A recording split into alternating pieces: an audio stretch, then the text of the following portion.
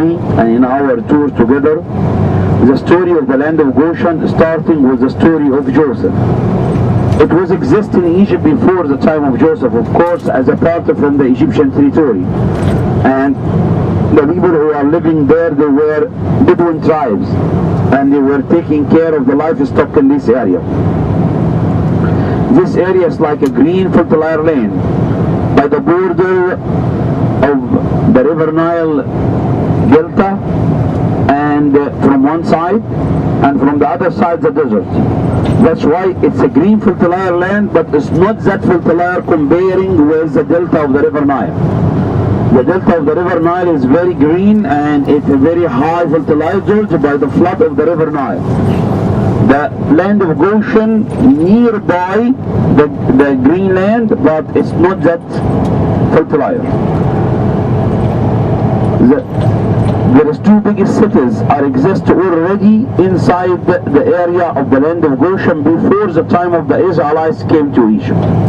The two big cities called Betham and Ramses, which is in hieroglyphic. Those are biblical names, but the names in ancient Egyptian language was called Ber Atom, which is Betham. People who were with me in the cruise, you remember Atom? The first one had been created, and he creates things from himself and called Atum. Ber Atom meaning the house of Atom or the location of Atom. And then the second one called Ber Ra-Mis.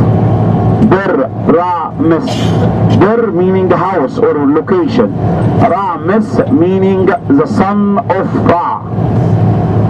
It is not Ramses the king.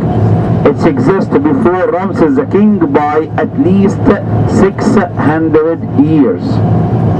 And we have some temples are related to that period, and we have some tombs, and we got the names of the two cities are clearly mentioned in the ancient Egyptian history.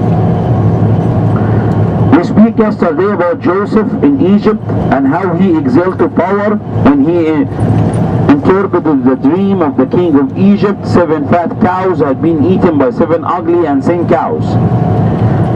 And then the king of Egypt found the plan of Joseph good in his sight, and he made him in charge of everything in Egypt.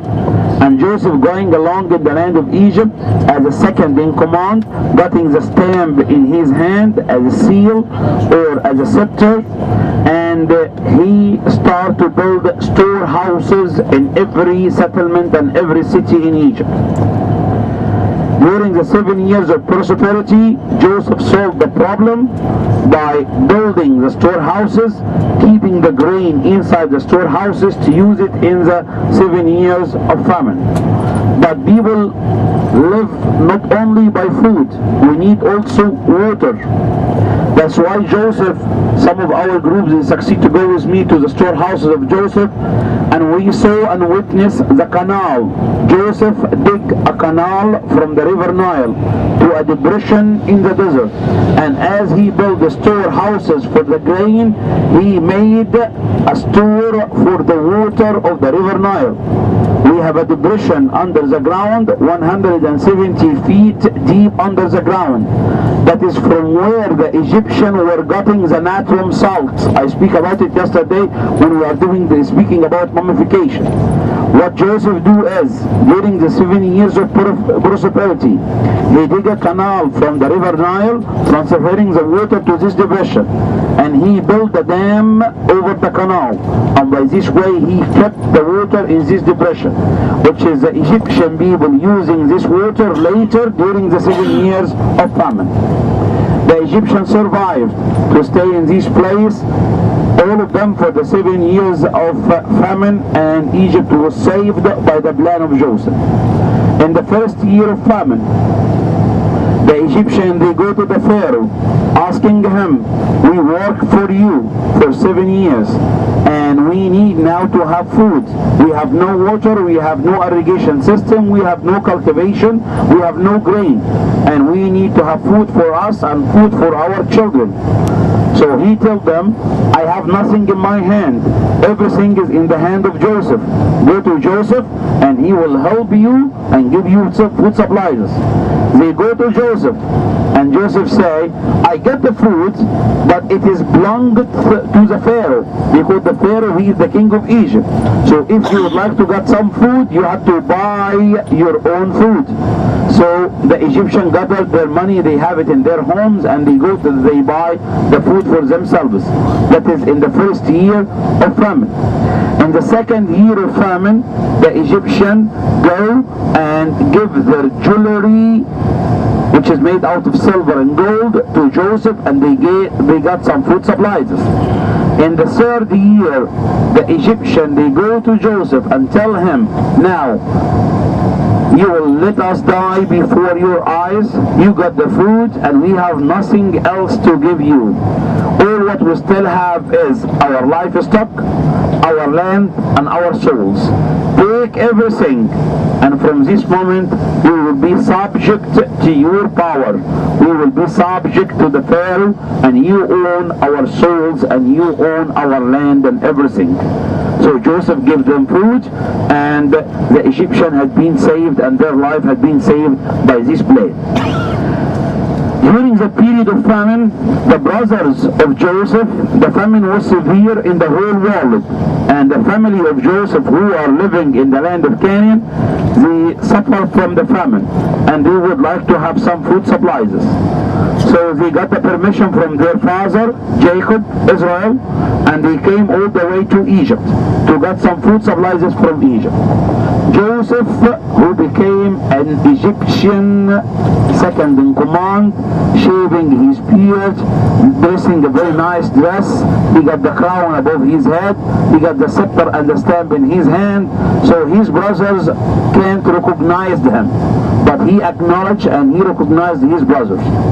So he gave them a favor, and he gave them food supplies, and he started asking them about their father and about their families. He would like to get some news about his father.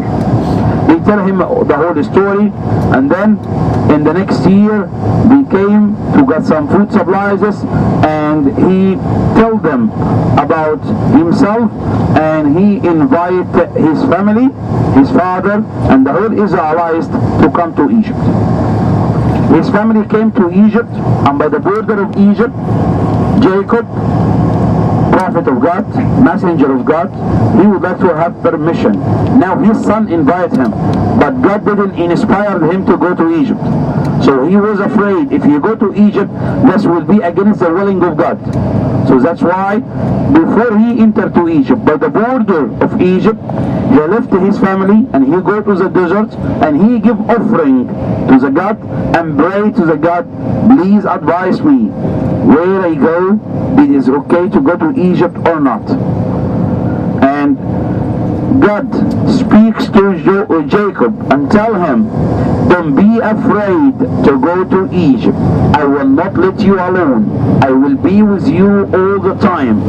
And you will be a nation in Egypt, and I promise that I will bring you back again out of Egypt to the promised land. So Jacob now renew the promise with God and got a new promise from God that he will be a nation in Egypt and he will not be alone in Egypt. That's why when he came to Egypt, God made the king of Egypt giving the best fertile piece of land to the Israelites, or the people, the family of Jacob, to live in. 5 of the brothers of Joseph have been selected by Joseph to have an interview and introduce them to the Pharaoh of Egypt, or the king of Egypt. And Joseph would like to give them this piece of land. So he told them, when the Pharaoh asking you, what's your occupation? You have to say that we are shepherd we are, and we are taking care of livestock, we and our fathers. Why we would like to say something like that? What is the purpose of saying that they are shepherds and they are taking care of livestock? Let us agree together that we have only 2 careers in Egypt. The only 2 careers for the normal Egyptian people in Egypt. The first one is cultivating the land, farming the land. And the people who are farming the land, they are scattered in the southern part of Egypt, along the river Nile in a very narrow valley. If they lived there, they would be far away from the promised land. Imagine, God of course has a plan for the Israelites, has a plan for Joseph, and he inspired Joseph with what to do. Imagine if in the night of the Passover, the Israelites will exist in Aswan or in Luxor, and they need to go all the way to the promised land. It will be a very hard job for them. So God is planning everything from the beginning, and that's why they settled in the best fertile piece of land, which we called it under the name of the land of Goshen. Not only like that, let us say that they are the second category of people. They are the second category of people who are free in Egypt. If we read the Bible very well, we know that as everyone in Egypt now, because they got grain from Joseph, so they sold everything, even their souls. So all of them, they became slaves for the king of Egypt, except the high priests of Egypt, because they got allotment from the king of Egypt. So those are the only Egyptian free people in Egypt, are the high priestess of Egypt. The second category of people or group of people in Egypt, they are free. They were the Israelites, because they didn't buy the food and they didn't sell their souls to get the food. They were guests of the king of Egypt, living in the land of Goshen, and they were having a job, living in a very good way of life, and their job was taking care of the livestock of the king of Egypt himself. We could understand that from the verses of the Bible, which is saying that king of Egypt is telling Joseph, now that the whole land of Egypt is before you. Give your family the best fertile piece of land. Let them settle in the land of Goshen. And find if some of your brothers got the ability to take care of my livestock.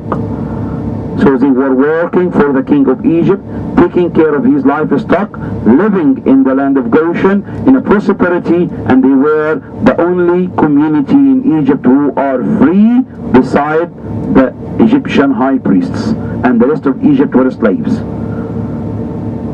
So the new Pharaoh who came over the throne of Egypt later in the time of the Exodus and used the Israelites as slaves, all what happened is he makes them equal to the Egyptian. Because the Egyptians were slaves before the Israelites became slaves by at least 300 years. And the one who made the Egyptian slaves, it was the plan of Joseph, to make everyone in Egypt slave to the Pharaoh of the king of Egypt when he gave them the food supplies. The land of Goshen, they stayed in the land of Goshen for almost 430 years. 300 years of these 400 years were prosperity. They were living in prosperity in the land of Goshen, enjoying their time, having a very good style of life. 80 years of those 400 years, the man who is in command, he was Joseph himself. So they were living in prosperity because their brother was the second in command in Egypt. Until a new Pharaoh came over the throne of Egypt, he don't know Joseph. He didn't believe in Joseph as a prophet of God. And that's why he started to use the Israelites as slaves. And that is a period when mother of Moses delivered him, and she would keep him in her house for 3 months, and she can't keep him anymore. She put him in a basket, threw him to the river Nile, and the story we speak about it yesterday, and I know that you know it better than me. The daughter of the Pharaoh pulled him out from the water of the river Nile, taking him to become prince of Egypt and take him to the palace for 40 years. While we are driving in the last 1 hour and a half or almost 2 hours, we were driving through the desert, right? And then all of a sudden, take a look to your left hand side. We have a green land. That is the border of the land of Goshen. So the land of Goshen, it's a green land, fertile land, not good as the delta of the river Nile, not good as the valley of the river Nile, which is a flood silted every year, but it is good enough to have some green plantation. It is good enough to have some food for the livestock, and that's why the Israelites were living nearby here. The two cities which is mentioned in the Bible that they were settled in it, which is called Betham